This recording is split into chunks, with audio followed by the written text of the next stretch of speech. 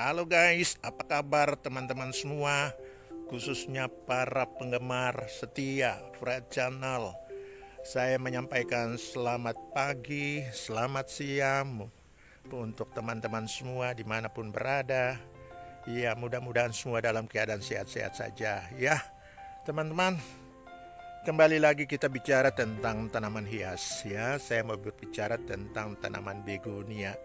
Ya, saya pernah bicara bagaimana cara perbanyakan tanaman begonia dengan menggunakan stek daun. Dan teman-teman, kalau kita perhatikan, ada beberapa kelebihan daripada stek daun dibandingkan dengan stek batang. Oke, kita lihat apa kelebihan dan kekurangannya. Mari ikuti terus informasi melalui Fred Channel.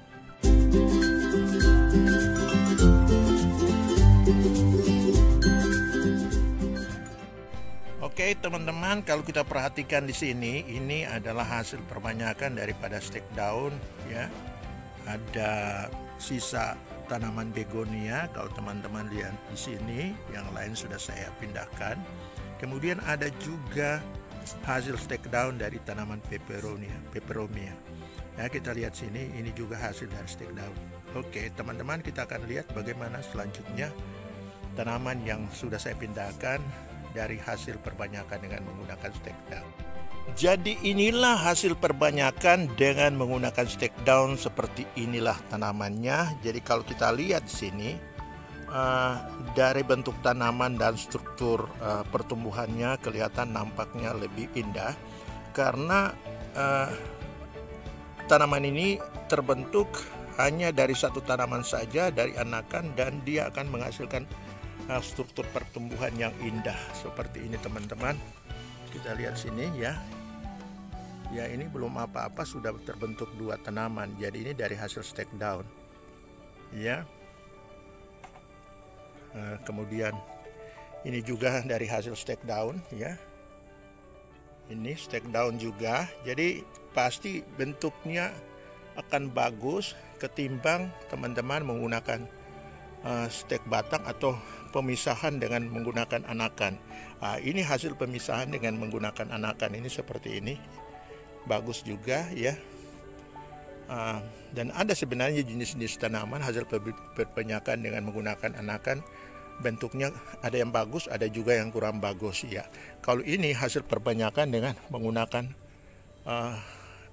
anakan juga ya, anakan ya. Ini juga anakan ya, seperti ini. Jadi kelebihannya di situ teman-teman. Jadi pasti struktur pertumbuhannya akan lebih indah, mudah dibentuk, dan dia pertumbuhannya mulai dari awal sekali, tidak berasal dari stek. Kalau stek berarti kita menggunakan batang. Jadi seperti inilah kondisi pertumbuhan. Ya, ini teman-teman bisa lihat. Ya, jadi kalau dia tumbuh besar, dia akan lebih indah dibandingkan dengan teman-teman menggunakan stek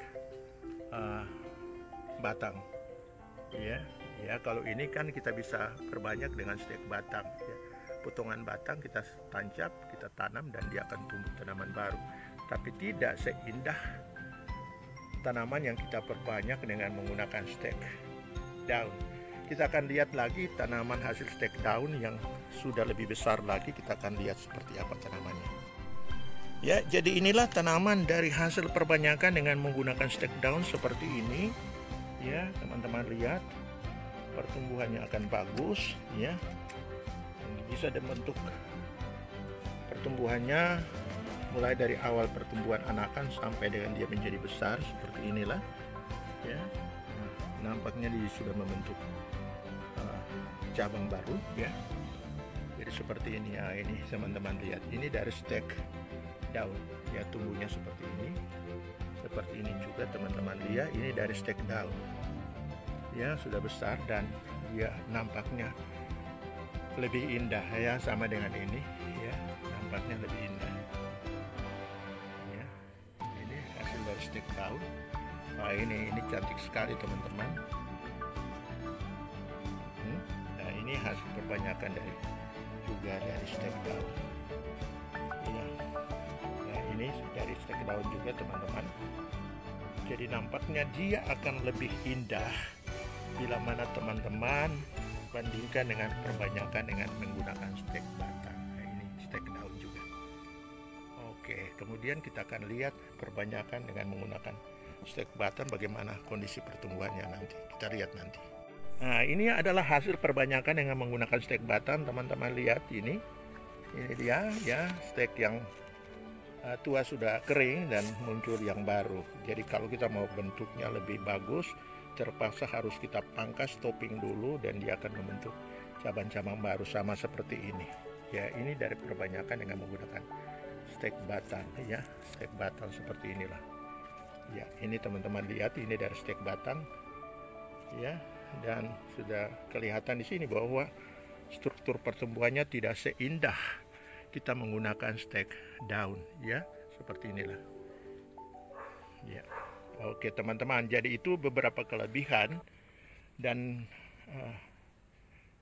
kekurangan daripada stek daun maupun kekurangan dan kelebihan daripada stek batang ya. Jadi ini teman-teman, jadi perbanyakan ini kalau kita mau membentuk tanaman yang indah, berarti saya sarankan bagi teman-teman gunakanlah stek daun karena dia tumbuh dari anakan yang satu anakan, dan dari situ dia membentuk percabangan-percabangan yang baru ya, cabang-cabang baru, dan dia akan menghasilkan bentuk pertumbuhan yang lebih indah lagi.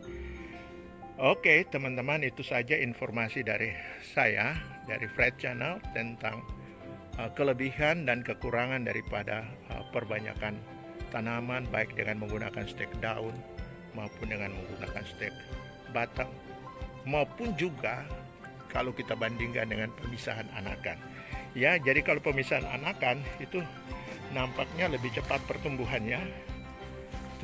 pertumbuhannya dan kemungkinan dia akan membentuk anakan yang lebih banyak lagi. Dari satu anakan dia akan membentuk anakan yang lain lagi, dia akan menjadi berumpun seperti ini ya, dan dari sinilah akan kita pisahkan dan menghasilkan anakan-anakan baru ya.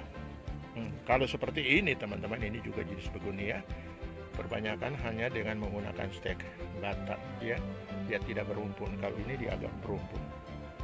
Oke, itu aja teman-teman informasi dari saya, dan kita akan ketemu lagi dengan informasi lain tentang tanaman hias maupun tentang lingkungan yang ada di sekitar kita melalui Fred Channel.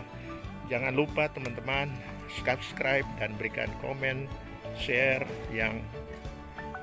atau pertanyaan-pertanyaan lain yang mungkin teman-teman belum jelas, kita akan jawab bersama-sama. Oke, itu aja.